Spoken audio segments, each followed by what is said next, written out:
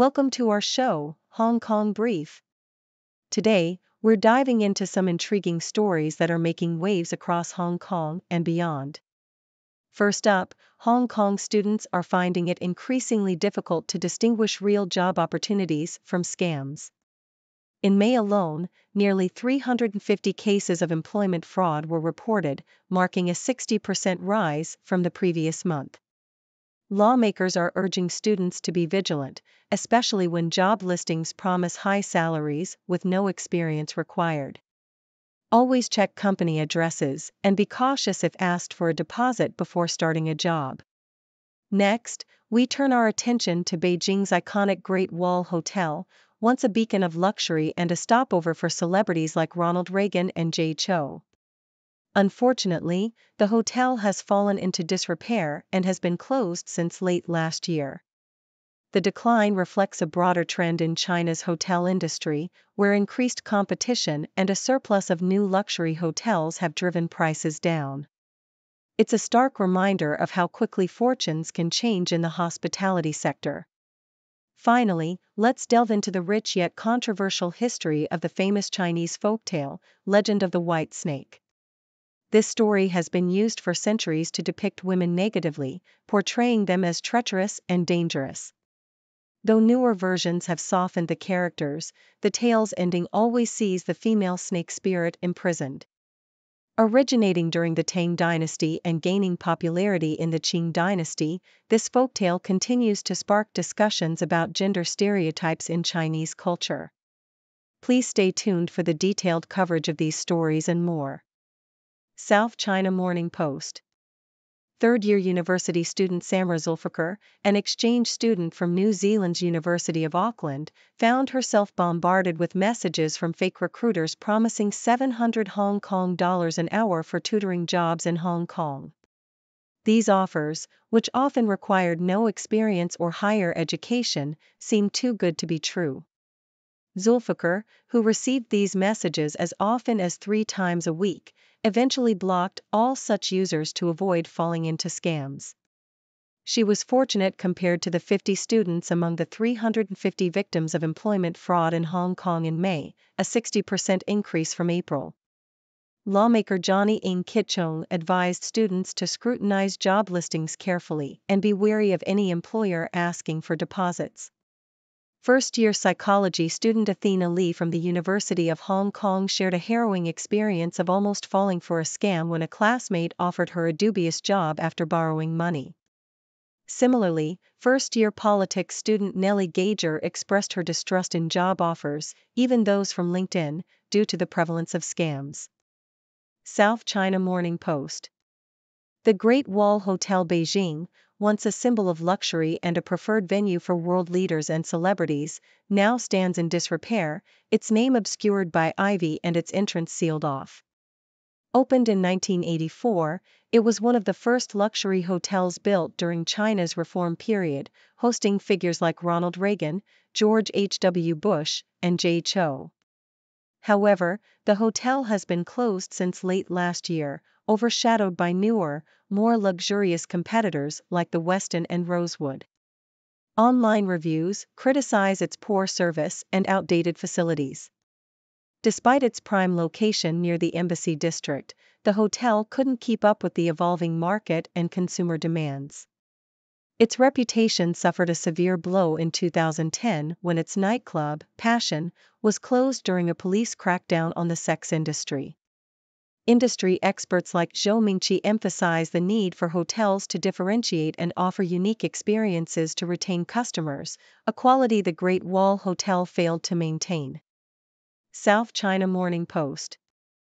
The Legend of the White Snake, one of China's 4 great folktales, has historically reinforced negative stereotypes about women. The story of Su Xian and the female snake spirit by Su Zhen has evolved since the Tang dynasty, but it consistently ends with the female character being imprisoned. Originally emerging during a period when women began to appear in official history, the tale has depicted women as treacherous and dangerous. During the Qing dynasty, the story gained cultural prominence through Chinese operas. Despite modern adaptations like the 1993 Hong Kong film The Green Snake, which explored homoerotic themes and questioned human nature, the core narrative remains unchanged: the white snake is a threat to men and must be subdued. This reflects Confucian traditions that demand women have gentle personalities and good family backgrounds, perpetuating their oppression. The legend of the white snake, along with Lady Meng Jiang, butterfly lovers, and the cowherd and the weaving maid, continues to be a powerful cultural presence in Chinese folklore.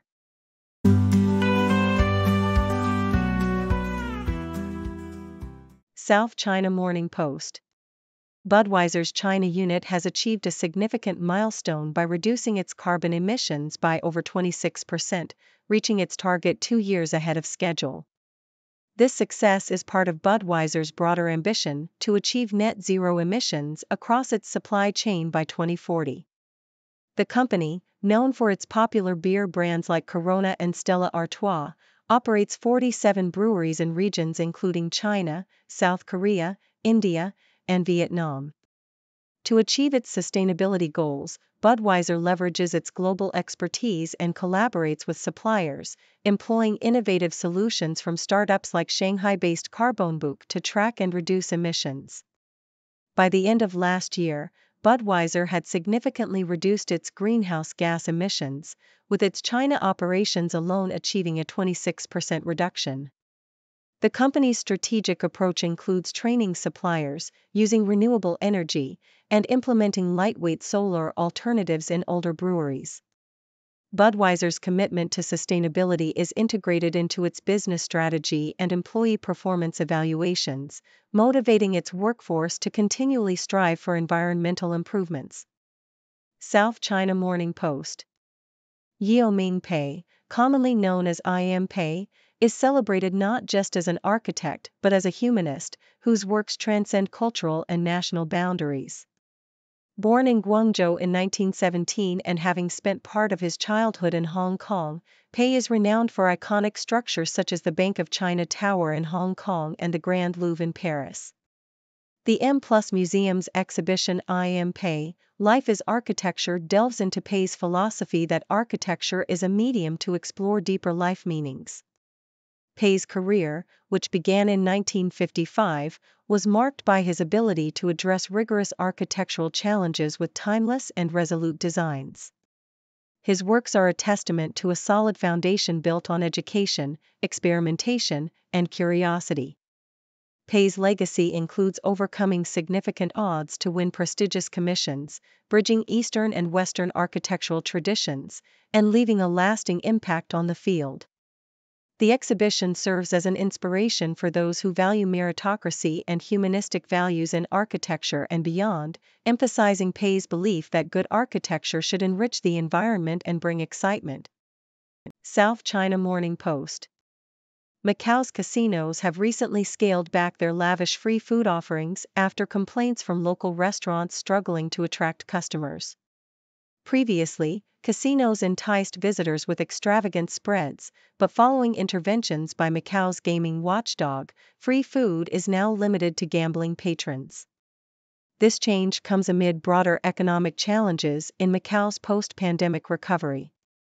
Restaurant operators like Moon Tong Udai of the iconic Rakexo restaurant report that the industry is suffering, with residents and tourists alike opting for cheaper alternatives or spending their money in neighboring mainland Chinese cities. Businessman Justin Chong, who opened WJ Cafe post-pandemic, expresses uncertainty about his decision as local spending remains low. Retailers near popular tourist sites, such as Jessica Lane Naasai of Aravasaria e Jolharia Cherry, also face slow recovery and fluctuating gold prices due to international events. However, recent increases in duty-free shopping allowances offer a glimmer of hope for Macau's struggling businesses.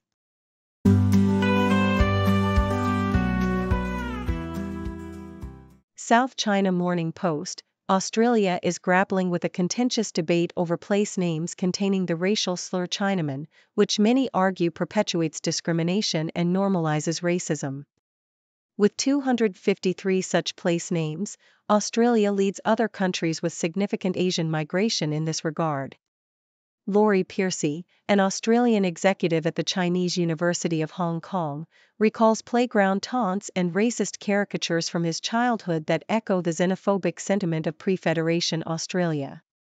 The infamous cartoon The Mongolian Octopus, published in 1886, exemplifies this period's anti-Chinese propaganda. Despite some historical justifications for these names, such as references to Chinese market gardens or fishermen, the legacy of the White Australia policy and ongoing racism, especially exacerbated during the COVID-19 pandemic, make the issue deeply problematic. Calls for renaming these places or at least providing explanatory signage to contextualize their origins are growing, highlighting the need for Australia to confront its past and foster a more inclusive society. Yahoo US, the recent UK election revealed significant shifts in voting patterns among Muslim and Jewish communities, reflecting deeper tensions within the Labour Party. Labour's vote share among British Muslims plummeted, notably affecting constituencies like Leicester South, where the party lost to independent candidates. This decline is attributed to Labour leader Sir Keir Starmer's stance on the Gaza conflict, which alienated many Muslim voters. In contrast, Labour saw a resurgence in support from Jewish voters, recovering from the lows of Jeremy Corbyn's leadership. Adam Langelben, a former Labour councillor, credits Starmer's efforts to address anti-Semitism within the party for this turnaround. However, Mish Rahman, a member of Labour's National Executive Committee, criticizes the party for what he perceives as a hierarchy of racism, where Islamophobia is not taken as seriously. This election underscores the complex interplay of faith, politics, and identity, with Labour needing to navigate these sensitivities to maintain support across diverse communities. Australian Broadcasting Corporation, on May 26, 1971, Qantas Flight 755 became the target of a bomb hoax inspired by a Hollywood film, leaving passengers with lifelong trauma. Rita Leonardi, then 11, recalls the excitement of her first overseas trip turning into a nightmare as the crew frantically searched for a bomb. The hoaxer, Peter Macari, demanded a $500,000 ransom, claiming a bomb would detonate at a certain altitude. The plane circled Botany Bay for hours, with passengers unaware of the threat. The ransom was paid, but it was revealed there was no bomb. The traumatic experience had lasting effects on passengers like Tanina Guerra, who has been unable to fly since. The incident highlighted the poor treatment of migrant passengers, who were given no explanation or support. Despite the passage of time, survivors still seek acknowledgement from Qantas for the ordeal they endured.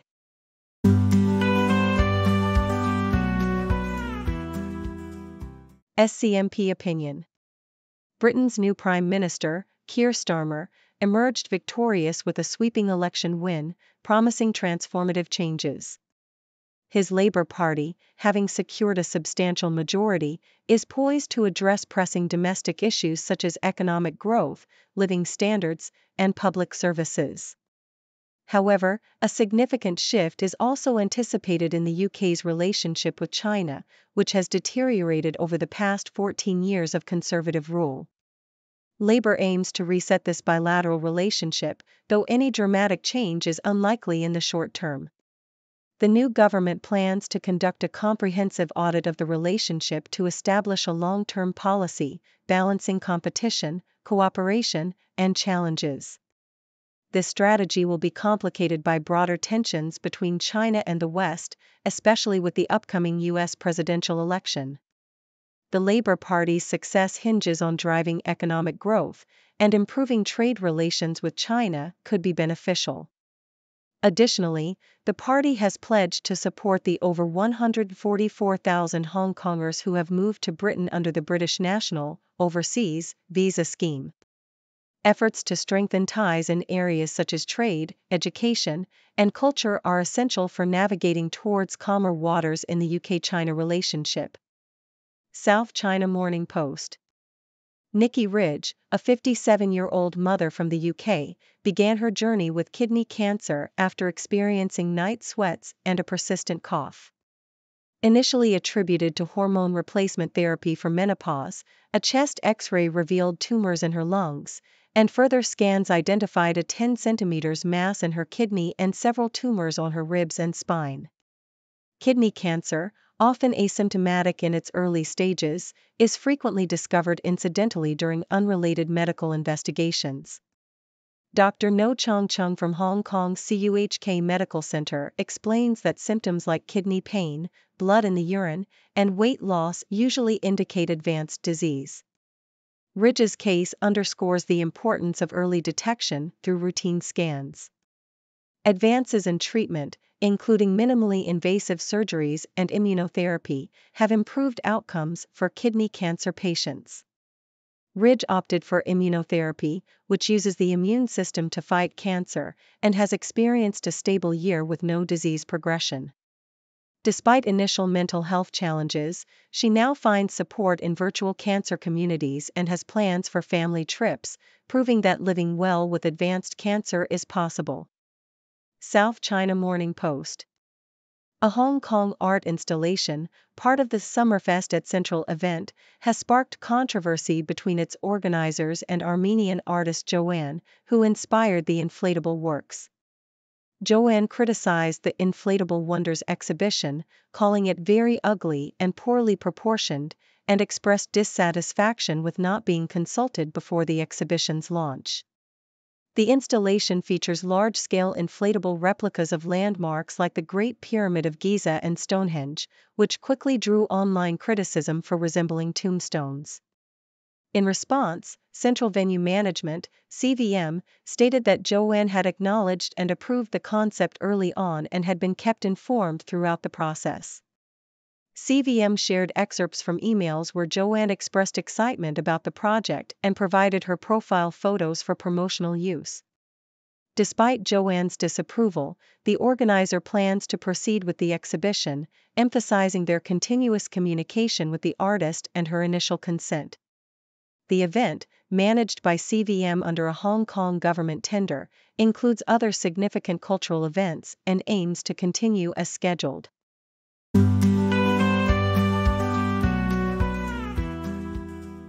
South China Morning Post. Hong Kong authorities are unlikely to crack down on Uber until they assess the impact of the new premium taxi fleet set to launch next year, lawmakers have indicated.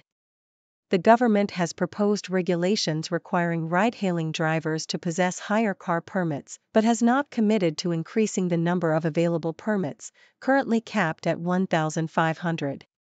Lawmaker Ben Chan Hanpan stated that the focus is on improving taxi services first, while fellow legislator Kitson Yang Wing Kit expressed concerns that eliminating Uber could deteriorate taxi services. Uber drivers like Marco Wan and Bill Ko criticized the proposal as unfair, emphasizing the need for more permits and a new type of license for ride-hailing drivers to align with global trends. The Legislative Council will discuss the regulatory framework next week. South China Morning Post. Beijing has criticized the U.S. consulate in Hong Kong for allegedly slandering the local state of democracy following a UN review that suggested Beijing was violating human rights in the city. The Foreign Ministry's local commissioner condemned the consulate's statements, accusing it of ignoring the development in Hong Kong and international consensus. The UN Human Rights Council's review included recommendations to repeal national security laws and release individuals detained for exercising their rights. U.S. Undersecretary Uzra Zeya accused China of rejecting these recommendations. Hong Kong's number 2 official, Eric Chan Kwok Ki, defended the national security law, claiming it allowed residents to enjoy freedom and prosperity. The review report called for the repeal of these laws and the release of detained journalists and human rights defenders. South China Morning Post. Lu Yang, the first Chinese woman in space, has encouraged young Hong Kongers to aspire to greatness and work hard to build their scientific knowledge, in the hopes that they will contribute to the country's achievements. Speaking at the launch of a new aerospace science education base in Hong Kong, Lu emphasized the importance of the era's opportunities and the potential for young people to explore the universe. Chief Executive John Lee Chou highlighted the government's commitment to innovation and technology and the inclusion of aerospace topics in the new primary school science curriculum. He praised the selection of the first Hong Konger as a payload specialist in the National Space Program, noting this milestone as a significant achievement for the city's residents. The new education base aims to inspire young people by showcasing China's aerospace achievements.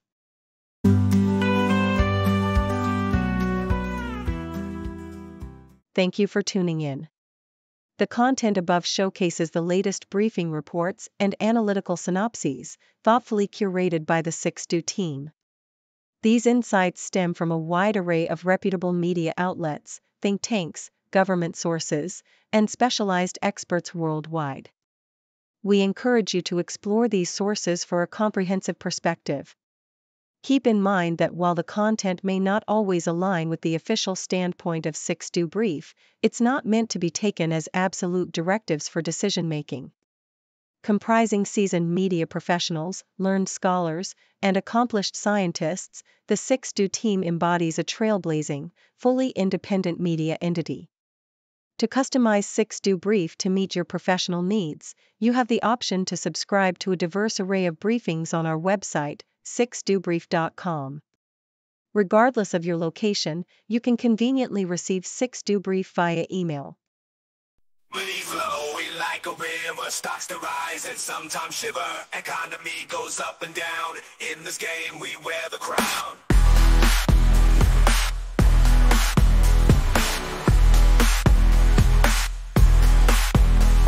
Startups popping like the news. Crypto fashion headline views. Diversify your gains of play. Ride the wave, don't miss the day. Markets moving, never still. Cash in hand, it gives a thrill. Fortunes made and fortunes lost. Pay the price, no matter the cost. Traders hustling 9 to 5. In the numbers we all thrive. Interest rates, they steal the show. Up and down, they always go. Recession tails, inflation tails. Smooth and rocky market trails. Bears and bulls, they lead the dance. Every move a risky chance. Markets moving, never still. Cash in hand, it gives a thrill. Fortunes made and fortunes lost. Pay the price, no matter the cost.